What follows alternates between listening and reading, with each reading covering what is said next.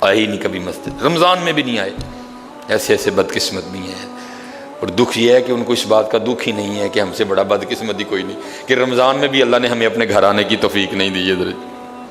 وہ اپنے موبائل پہ، وہ اپنی گھڑی پہ، وہ اپنے تعلقات پہ، وہ کسی سوسائٹی میں اپنا گھر ہونے پہ بڑے خوش ہیں، لیکن ان کو اس بات کا پتہ ہی نہیں کہ اللہ ہم سے اتنا ناراض ہے کہ سب سے مسلمانوں کا خاص الخاص موقع، مسلمانوں کے سب سے خاص ایام، شہر رمضان الذی انزل فیہ القرآن، سب سے مبارک مہینہ مسلمانوں کا، اللہ نے اس میں بھی مجھے اپنے گھر میں آنے کی توفیق نہیں دی. وہ اسی بات پہ خوش ہے کہ میرے پاس آئی فون 13 پرو میکس ہے، وہ اسی بات پہ خوش ہے کہ میرے پاس بڑی قیمتی گاڑی ہے.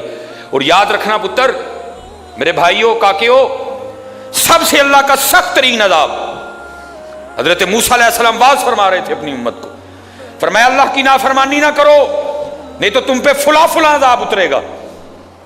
ایک شخص اٹھ کھڑا ہوا، عرض کرتا ہے اللہ کے نبی علیہ السلام آپ فرما رہے ہیں اگر اللہ کی نافرمانی کرو گے تو فلاں فلاں عذاب آئے گا.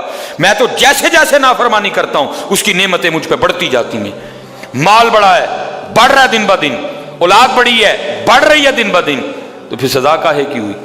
حضرت موسیٰ علیہ السلام کوہ طور پہ تشریف لے گئے، جا کے اللہ کی بارگاہ میں عرض کی اللہ میں تیری مخلوق کو تیری طرف دعوت دے رہا تھا، ان کو گناہوں کی نحوست سے ڈرا رہا تھا، گناہوں کے عذاب سے ڈرا رہا تھا، اگر تم اللہ کی نافرمانی کرو گے تو یہ عذاب تم پہ اتریں گے.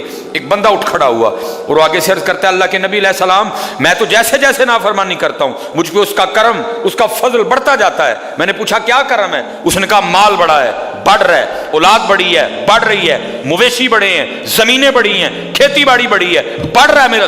اللہ پاک نے فرمایا میرے کلیم، میرے جو عذاب کے انداز ہیں، میری جو عذاب کی صورتیں ہیں، ان میں سے جو سخت ترین عذاب ہے اس وقت میں نے اس بندے کو وہ عذاب دے رکھا ہے. عرض کی اللہ کے، عرض کی رب کریم کیا ہے تیرا سب سے سخت ترین عذاب؟ فرمایا میرے کلیم جس سے میں سب سے زیادہ ناراض ہوتا ہوں اس سے میں توفیق سجدہ چھین لیتا ہوں. اپنے آئی فون پہ خوش نہ ہو، کسی سوسائٹی میں گھر بنا کے خوش نہ ہو، برانڈ کے کپڑے پہن کے خوش نہ ہو، اصل شانوں والا وہی ہے جس کو توفیق سجدہ ہے. ہاں نہ بھائی شیطان کے دھوکے میں آنا. یہ کوئی نہ سمجھے میں کسی کو ٹچکر کر رہا ہوں، یہ ساری نعمتیں میرے اللہ نے مجھے بھی دے رکھی ہیں، لیکن کچھ نہیں پتا.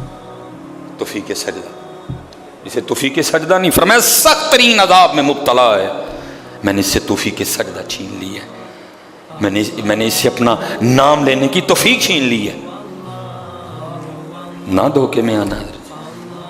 جس سے وہ راضی ہوتا ہے، جس سے وہ خوش ہوتا ہے اسے توفیق سجدہ دیتا ہے. لیکن کیا ہے، ہم جناب ماڈرن سیکولر بہو جی صاحب جی بڑے خوش ہیں.